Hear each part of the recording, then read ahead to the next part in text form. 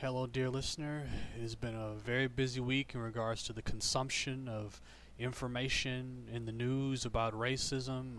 I couldn't possibly get through all the stuff that I read this week, so I have to sort of focus on the things that have most occupied my thoughts that I have to just get out. Of course, Donald Trump is the headliner.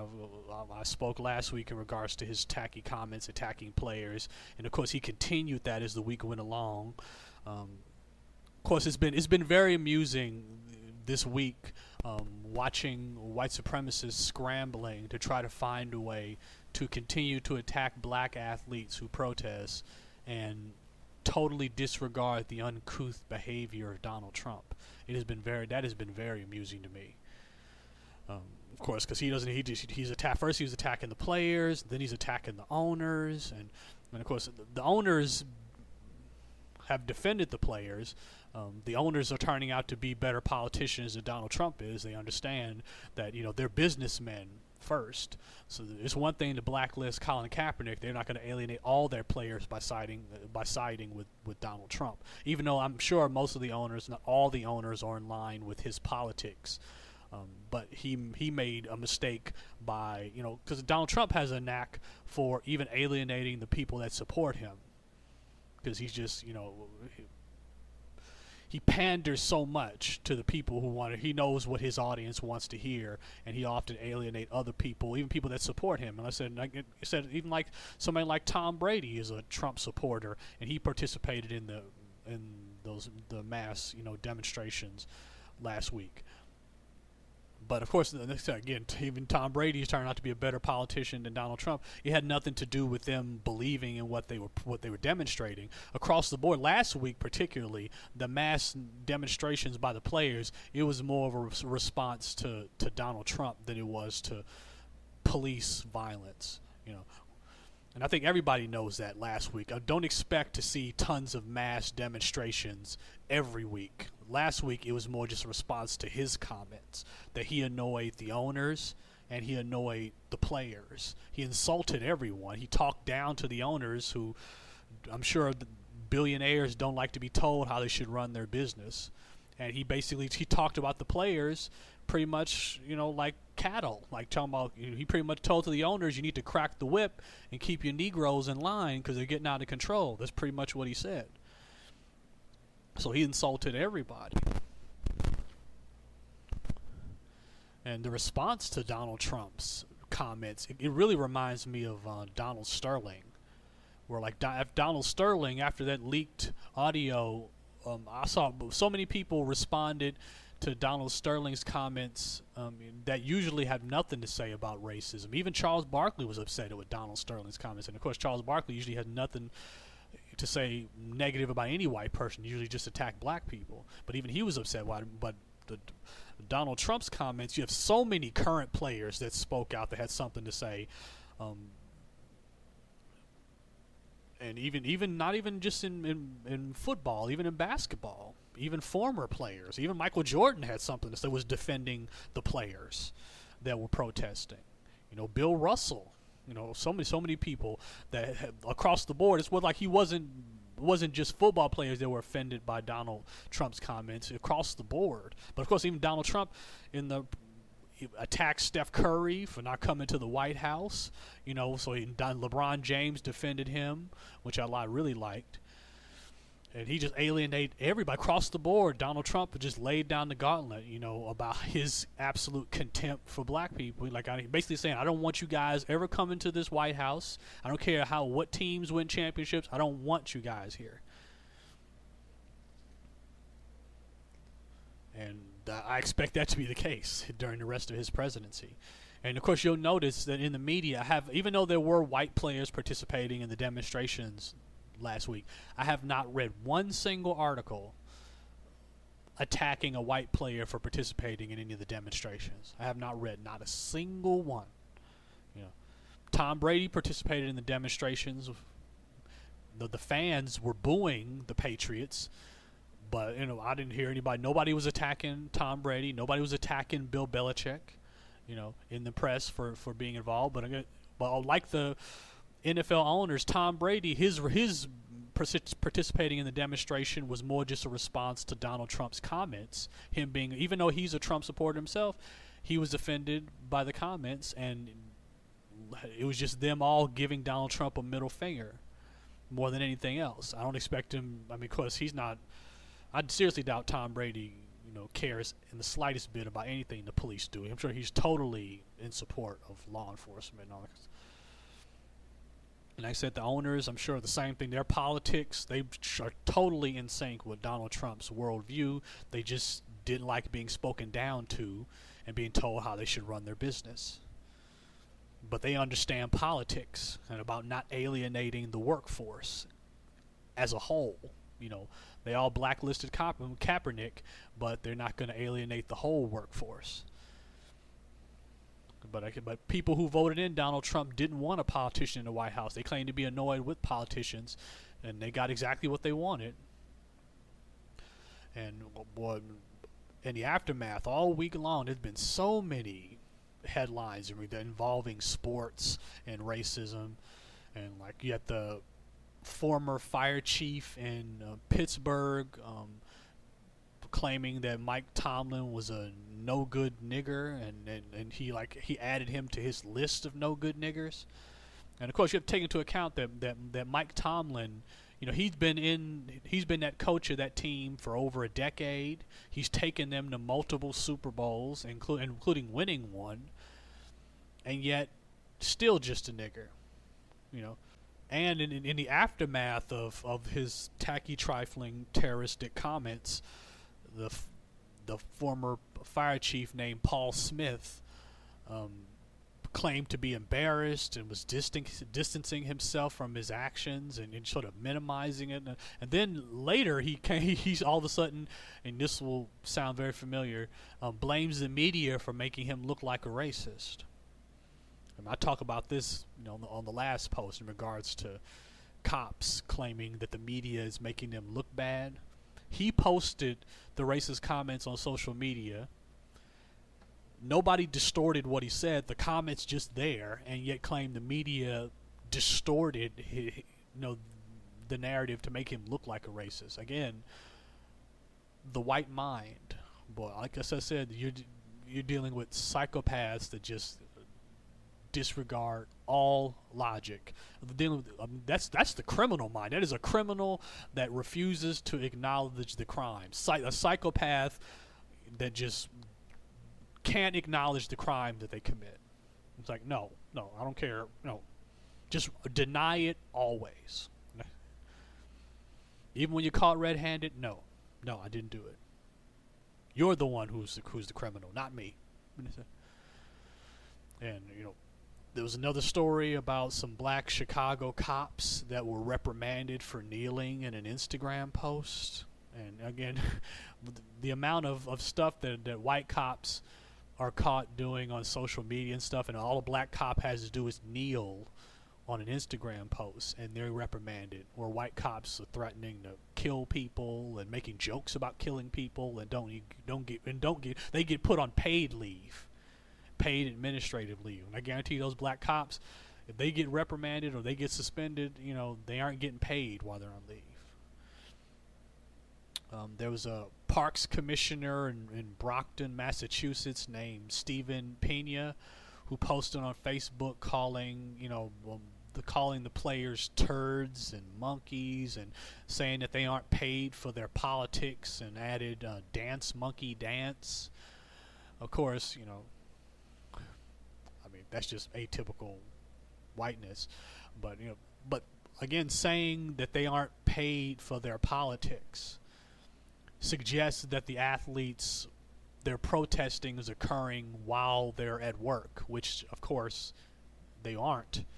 They were demonstrating before the game. They're not paid to stand during the national anthem. They're paid to play, and the players have been playing. They've done their job, and yet these people are implying that standing during the national anthem is a part of their job when it's not. They're paid to play. If they were protesting during the game, that's one thing, but they're not protesting during it. They're doing that before the game. Again, this is the logic of white supremacists. All backwards, nonsensical arguments that they come up with to justify attacking these players, and talking about the mix of politics and sports. I said it's really funny. As I said, that I had read the book Heroes Without a Country about Joe Louis and Jesse Owens, and in that book, white people they were always attacking Joe Louis and saying that he was an animal and all that, and always wrote about him in a negative way because of his sort of stoic attitude, until all of a sudden he is going to fight Max Schmeling, and America saw that they could use him to boost the morale by beating a German fighter that Hitler championed. And then they, all of a sudden they had no problem mixing politics and sports. White people, they don't have a problem with politics and sports when they can use you. It's very similar to why Hitler used Max Schmeling, or where Max Schmeling made it clear that he wasn't really down with what Hitler was about, and Hitler sort of disowned him. He didn't have anything. He didn't want to have anything to do with Max Schmeling prior to his first fight with Joe Louis, and sort of disowned him.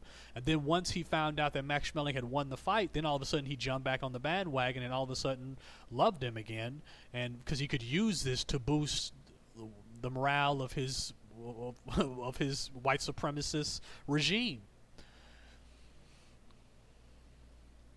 So he used him the same way America was trying to use Joe Louis. White people don't have any problem with politics as long as they're the one doing the using. Use you to boost to promote their agenda. They have no problem with politics in sports when it comes to that. They have a problem with politics in sports when black people are doing the initiating, when black people are the ones with the agendas. Then they have a problem with politics. That should be pretty obvious to us right now. All that matters is who's leading the way. There was also a state house representative in Louisiana named Kenny Havard, I might pronounce that right, who called for the pulling of state funding from the Saints franchise because of their demonstrating. And again, like, nobody was attacking Drew Brees, nobody was attacking Sean Payton, calling them names or anything. There was a city employee in Lockport, New York, who posted on Facebook, "Get rid of all the niggers," in a response to the protests, the NFL protests. There was a Michigan State police director who called the NFL players degenerates, millionaire ingrates who hate America and disrespect our armed forces. I'll get back to that. There was a bar in Missouri that had a doormat with the jerseys of Marshawn Lynch and Colin Kaepernick laid out in a way that reads Lynch Kaepernick. Atypical white humor. I saw a lot of that in the aftermath of Michael Brown's murder. So there's just a white humor, and violence is a big part of white humor. That's sort of implied or violence towards black people. Lots of comedy. They find that anything involving violence towards black people is very funny to white people.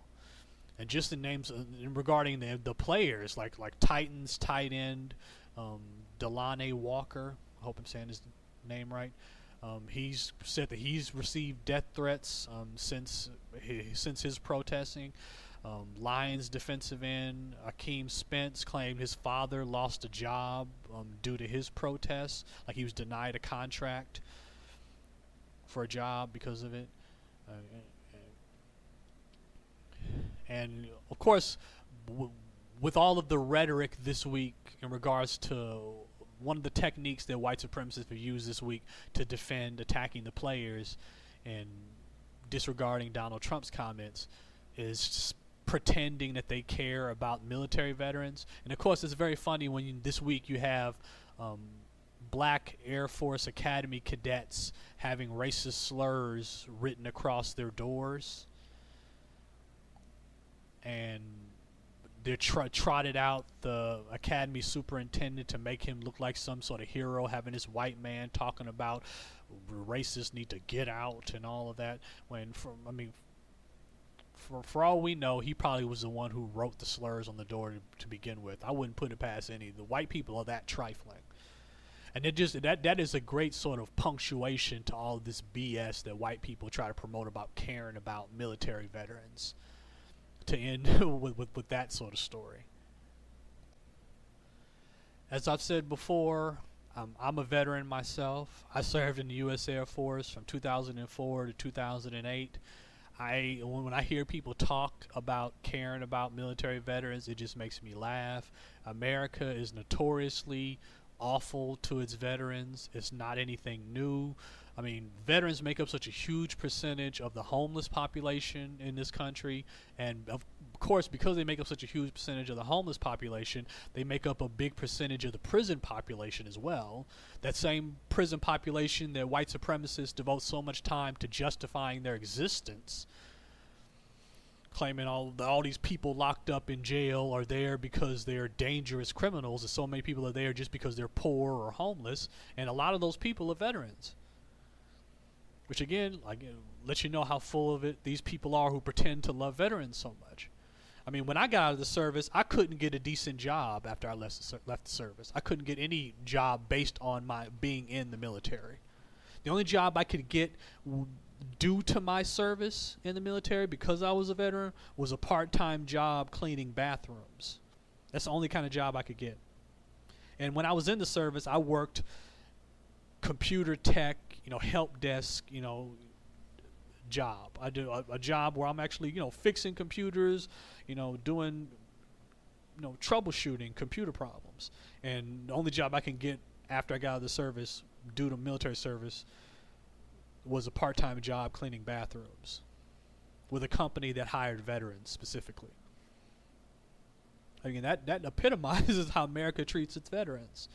I mean, of course, America has a long history of treating all its soldiers bad, but again, to have so many white people talking about black people not respecting military veterans is particularly offensive when with the long history of black soldiers being terrorized by white people in the aftermath of wars. After World War I, after World War II, so many instances of black soldiers coming home from the wars and being attacked, being killed in uniform. And yet these devils have the nerve to talk about us not respecting veterans. I mean, they don't even respect veterans of their own race. And terrorize veterans of other races. They don't respect, white supremacists don't respect anything but their own authority. All of these I said again, these nonsensical arguments, things that can be easily disproven, these arguments they try to come up with justifying their own barbarous behavior in regards to their attacking black athletes is laughable. And it really made me think of the passage in Mamouy Abu Jamal's book, All Things Censored, where he quotes Howard Zinn's book, The History of the People of the United States. And he talks about World War I veterans demonstrating in Washington against the government policy that denied them due payments for their service in World War I. Over 20,000 of them came, men, women, children, and encamped around the area, around the White House. They were living in tents and huts and cardboard boxes. And the president issued eviction orders to the army and dispatched the troops. And they were using tear gas and setting buildings on fire and burning down huts. And by the end of it, 2 veterans had been killed, an 11-week-old baby had been killed, an 8-year-old boy had been blinded by tear gas, and thousands of veterans were injured by the gas. And this is on American soil. Veterans out demonstrating, protesting, and they dispatched the troops and used tear gas. Sound familiar? And again, that's the sort of thing that white supremacists in this country would never even acknowledge. They expect you to not even know about that. I mean, this was back in the 1930s. And the imagery is exactly the same. And these are all veterans, their wives, their children, being tear gassed and having the troops dispatched to beat the hell out of them. That's how America feels about its veterans. But again, to them, white supremacists, veterans, like black people themselves, only exist to be used. They're using veterans to justify attacking the players and disregarding the facts that they're protesting against. The fact that the police terrorize black people, get away with murdering black people with impunity. It's a fact. It's not an opinion. But again, they try to deflect attention away from that with BS about the protests disrespecting veterans. Again, it's just them deflecting attention. So white supremacists are great at deflecting attention away from things. After Dylan Roof's terrorist attack, they made sure to get the attention away from him and talk about the Confederate flag or Bill Cosby or anything, to not talk about the fact that a guy walked into a church and murdered a bunch of black people for being black. No, that's just too blatant. That makes things all too clear what white people are about. We got to get people's attention towards something else. So the topic now, like, so little people even talking about police violence. People just, white supremacists out there just promoting like the black players are just like, it's like police violence is some sort of myth. Even with all of this evidence to the contrary, they're out there blatantly lying and promoting it like a myth, and burying it under all of this rhetoric about military veterans being disrespected. Like I said, but that's just a routine tactic from racists, though. Another tactic that's been used this week to discredit the black athletes that have been protesting is attacking them for being rich. I mean, I've seen many articles that make blatant, reference to how much money just black athletes. Nobody's attacking any white athletes. Many articles attacking black athletes, citing how much money they make. I mean, even Donald Trump made reference to the players being millionaires as some sort of, like, what could they possibly be complaining about? They're rich. They're filthy rich. What are they complaining about? I mean, I've read an article at the Baltimore Sun this week I think the article was called "People of Color Are Coddled in America" or something like that. I think that was the title of the article. I mean, it is hysterical how much white people have been clowning in regards to. I mean, almost every one of the comments this week make reference to how much money the athletes are playing, how much money the athletes are being paid. And this method of discrediting the athletes by acknowledging how much money they make, as if that money sort of provides a sort of separation from them and the rest of the black population. I mean, it's kind of similar to, like I read back maybe months ago, people trying to discredit Colin Kaepernick by saying, what does he know about the black experience in America? He didn't grow up in a slum or a ghetto, and he has no frame of reference for the plight of oppressed black people in America, as a means of discrediting his protests.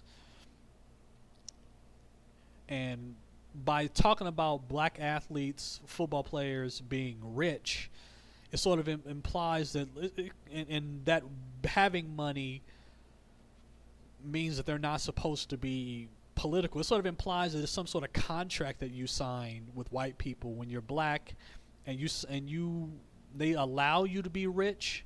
That is some sort of contract stipulation that you're not allowed to display any sort of initiative in regards to an agenda. You're only supposed to follow their agendas,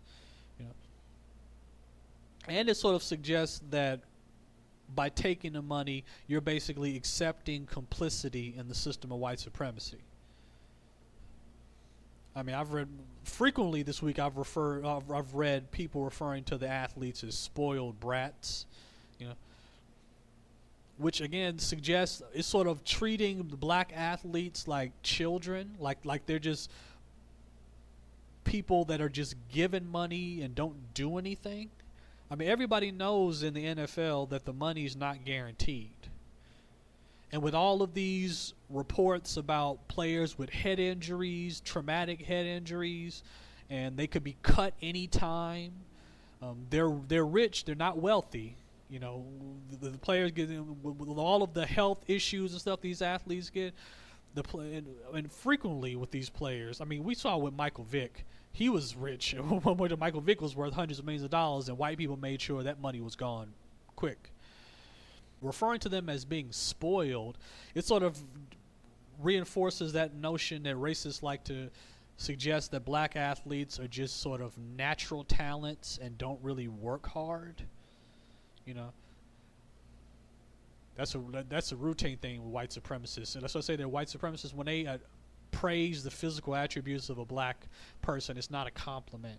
Like to white supremacists, like you know, whoa, Larry Bird, he worked hard, but Michael Jordan was a natural athlete. You know, Tom Brady works hard, Aaron Rodgers works hard, but like no, Russell Wilson, no, he doesn't work hard. He's just a natural athlete. You know, so like this is a routine thing with racists when it comes to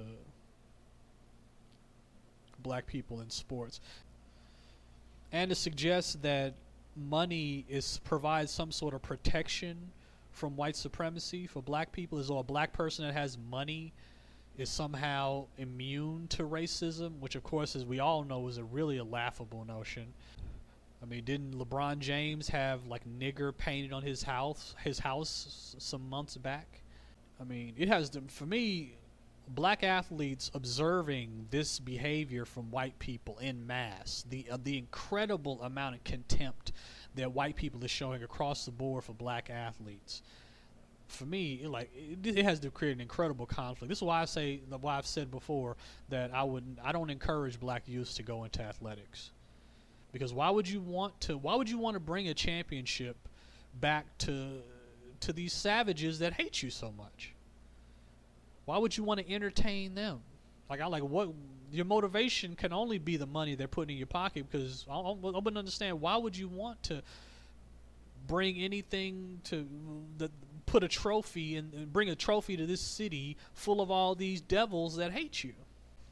Being that white supremacists always use the same techniques, I'm sure that during the 1960s, black celebrities that participated in the civil rights movement were being attacked for being spoiled rich Negroes, and racists were trying to discredit them too, I'm sure. As if being a black person that has money, if white people allow you to have money that sort of separates you from the other black people, you're basically signing over your connection to the rest of your race, and you're supposed to just appease white people. That's good. It is funny.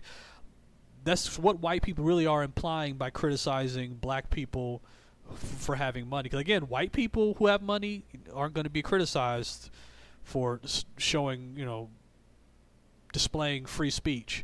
But a black person has money, white people basically are saying, we allow you to have money, you don't have free speech. You're supposed to do what we tell you. You're not supposed to criticize our system.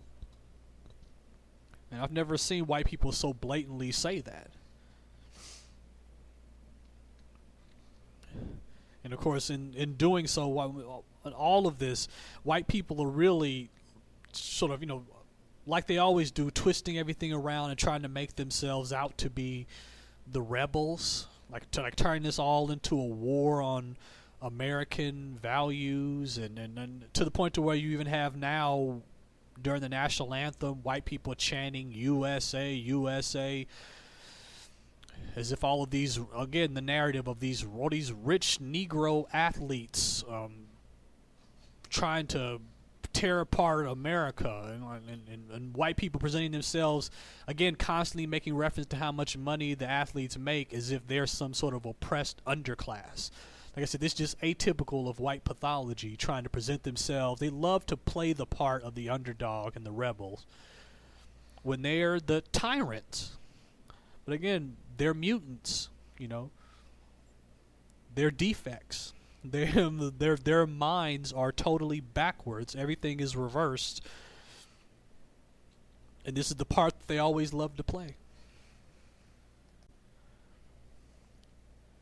I saw another article this week where the sentiment of the article is definitely, another racist white person trying to attack the black athletes that are protesting, but he's doing it in a slick way without blatantly acknowledging that, the protests of the athletes. And the article is about white people, talking about how white people were lynched quite often trying to help black people.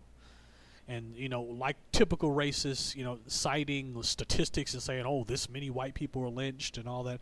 And, of course, within the article, the author says that most of the white people that were being lynched because they were Republicans, which lets you know the agenda of the person who wrote the article.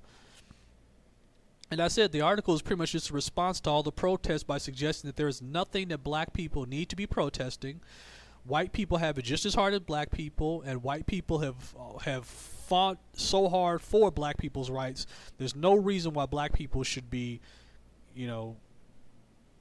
making white people look bad by protesting. They're basically saying that black people don't appreciate the sacrifices of white people. And of course, in the article, the author makes no reference to the fact that whether it's black people being lynched or white people being lynched, the lynchers were white. So maybe that the author should have brought up, white on white crime as a problem, but of course didn't do that. And the notion that black people don't appreciate the sacrifices of white people, being that black people have fought in every war that this country has ever been in and died for nothing because we're still in the same situation. All the wealth that whites have in this country is entirely the product of exploiting the labor of black people in this country. To suggest that black people don't appreciate the sacrifices of white people have not sacrificed anything for us. We're the ones who've made all the sacrifices. Again, tacky, trifling, terroristic, backwards logic, and again, white people suggesting that black people, that they fight for black people in some way. I mean, because it doesn't matter what they call themselves, whether they call themselves liberals, whether they call themselves Republicans. Both sides are racist. Always try to promote the idea that they actually helped black people. I mean, white supremacists, the ones that call themselves Republicans, love to talk about what Democrats were doing 100 years ago. And they want to talk about, oh, we're the ones who, Lincoln was a Republican. We helped free the slaves. That kind of talk. And like the amount of time these two factions try to pretend like they actually are out to help black people. This is why I don't believe that any white people are against racism. None. White people like to slum it with their victims for recreation, but then once they've had their fun, then they rejoin their brethren in maintaining the system of white supremacy. I mean, because obviously, considering how things are, if there are any white people that are against racism, they're clearly cowards and are in the minority and are useless thus far because they do nothing.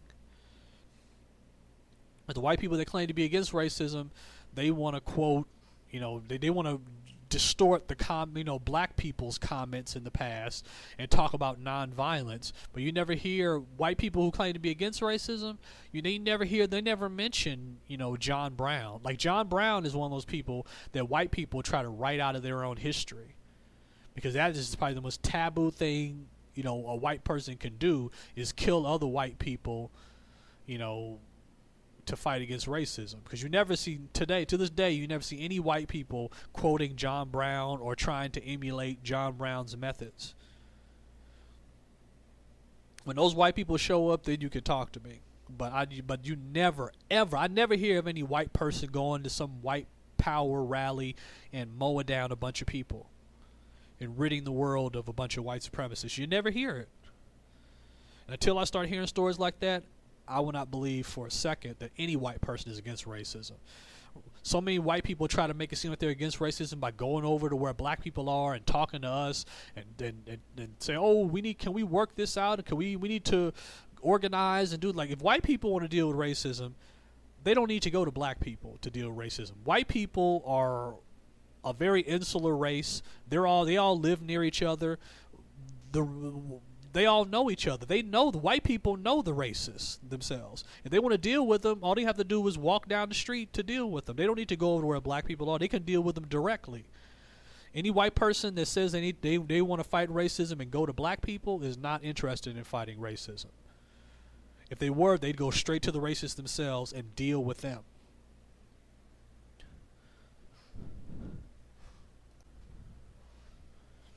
Well, something else that I frequently see, it's like ever since Donald Trump has gotten into office, I mean, every day it seems like it's another person having to come out and say that he's not a racist. Whether it's a TV commentator for Fox News or one of his advisors or, some celebrity friend that he has. Every day it's another person feeling that they have to come out and say that Donald Trump is not a racist. And, I mean, for me, if you feel you have to come out and tell me that you're not a racist, that's pretty much a confirmation that you are one. I mean, me, myself, I have no problem generalizing about white people because their actions justify generalizations. I never preface any of my comments with "I'm not a racist." Only racists do that. Like I said, that even that guy, that former fire chief, Paul Smith in Pittsburgh, calling Mike Tomlin a no good nigger, and yet he still says that he's not a racist. That's the kind of stuff that white people do.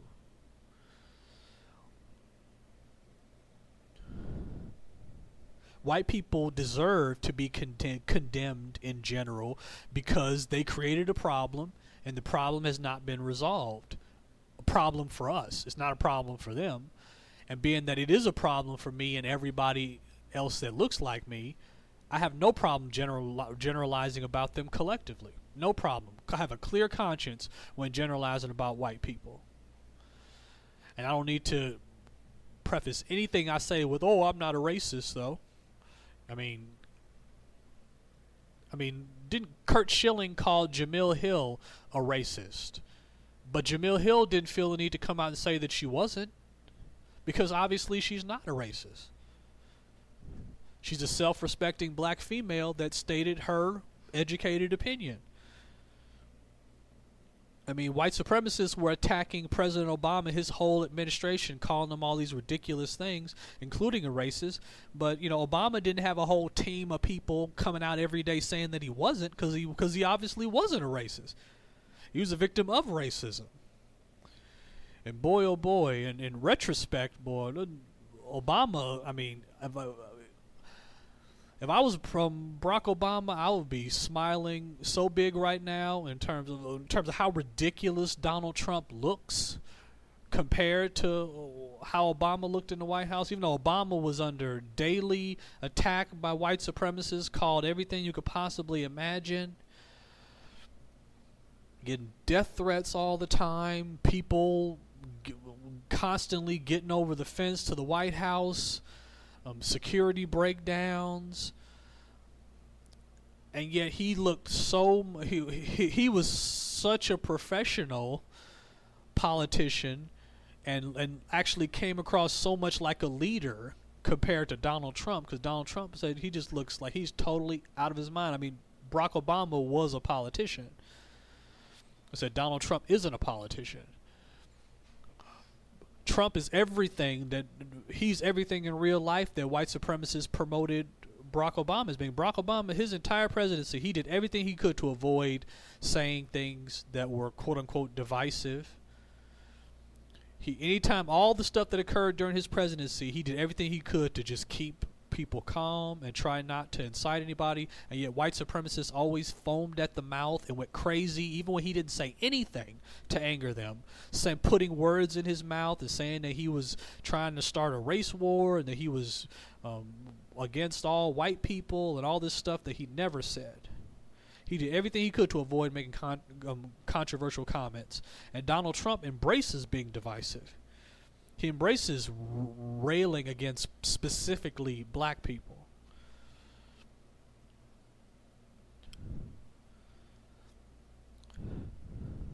And so black people often complain that Barack Obama didn't do enough to help black people during his presidency, but that just when you do that, you basically are just admitting that you don't even know what the presidency of the United States, what being the president entails. The job of the president is just to be a custodian of white supremacy. Your job is just to hold down the fort and don't let things fall apart.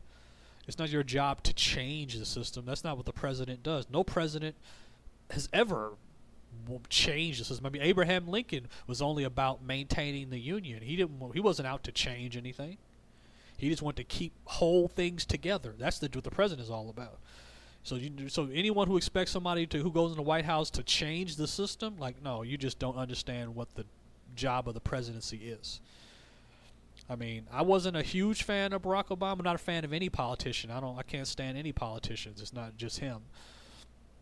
And even though Dr. Frances Quest Welsing always had positive things to say about Barack Obama, it's probably something that most of the people who love Dr. Welsing probably disagree with her about. Is that she always praised Barack Obama, and talked about him in very positive terms. Even though it seemed like most black people took a lot of pleasure in attacking Barack Obama for not being what they wanted him to be in the White House.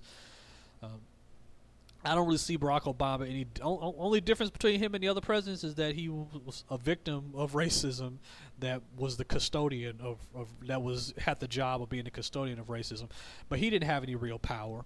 I mean, if Barack Obama actually set out to do anything of any real, anything that would really change the system, he wouldn't have survived his presidency.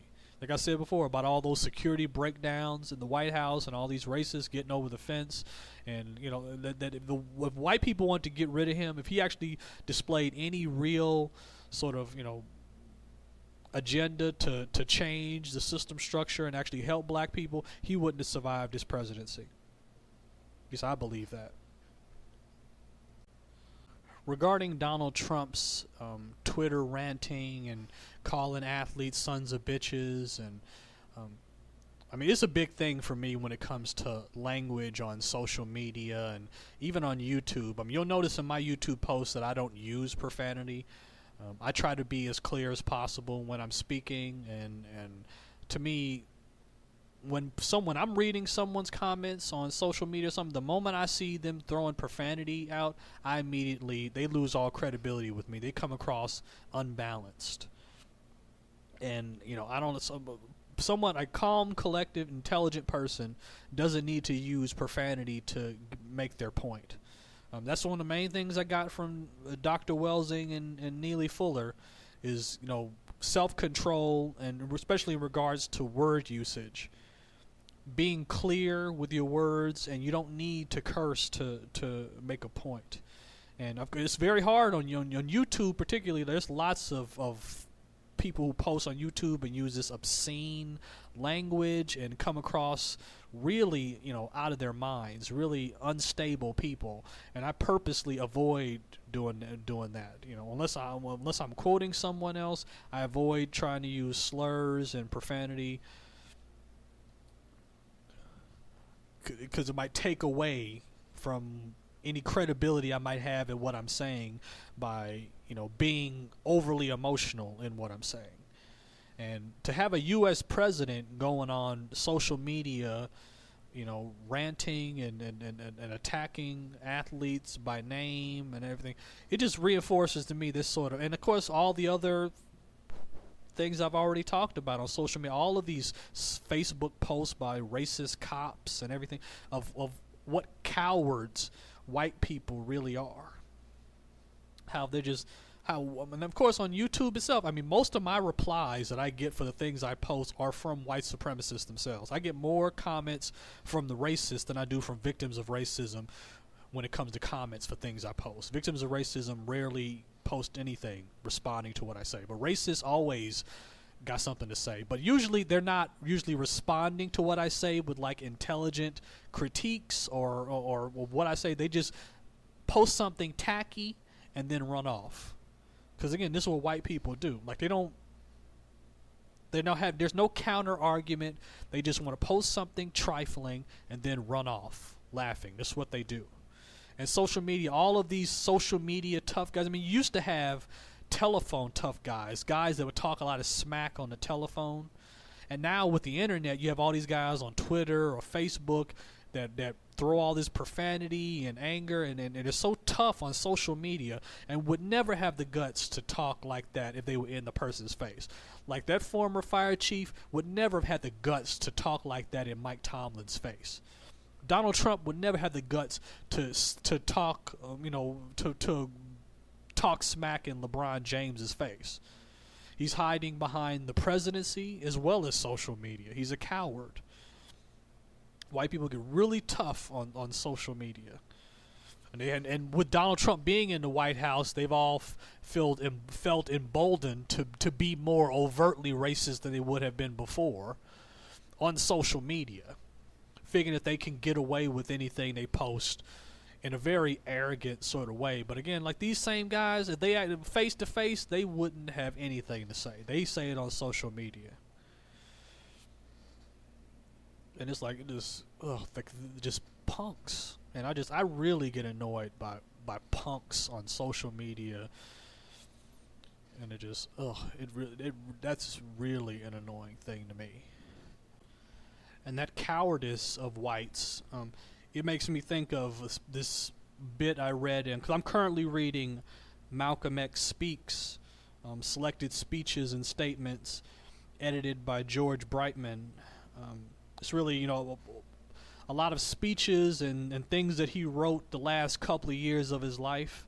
And one bit was about guerrilla warfare and about how white people come across really brave when they have aerial support and the numbers, but whenever you get into a situation where it's like guerrilla warfare and it's just troops on the ground, white people going up against non-white people, then white people just are cowards. Like they just are not interested in an equal battle. I mean, they in the Korean War ended in a stalemate, and for white people a stalemate is a loss. Like to them, anytime an enemy doesn't submit to their will is a loss. And of course, Vietnam War, another loss. And again, because white people, even with all of the ammunition, the white people dropped more bombs in Vietnam than they did in World War II, but they couldn't drop the big bomb because by the time Vietnam came about, other countries had nuclear bombs, so they couldn't use their nuclear bomb, and they had to fight on the ground, and they couldn't win that way. And anytime white people have ever been in situations where they had to fight non-white people, and the odds were even close to being even, they always lose. So I say that's why in America, that's why white people stockpile guns so much in America. White people in America have more guns than you could ever imagine. So they are not interested. They are not interested in any sort of equal battle. They again, white people would always they don't care about a struggle. Like black people take great pride in struggles. White people don't care about struggles. If they can win a war by dropping a nuclear bomb on you and win it that way, they'll do that. They don't care about struggle. Black people we take too much pride in struggles when we should just be interested in victory. That's all I have to say for now. Again, it's not about bias. It's not about bigotry. It's not about prejudice. It's about race. It's about racial authority. It's about racial control. It's about white people wanting to control people that aren't white. I haven't seen one black athlete get praised. I even saw an article this week with a white baseball player who kneeled during the national anthem being praised for doing so. White people make it very clear. This is all about white people being annoyed at non-white people thinking for themselves and showing discontent. Because, discontent slaves on the plantation create a very uneasy, environment. That's all this is. The problem is white people. Until white supremacy ends. For now, that's the state of white supremacy. Thank you.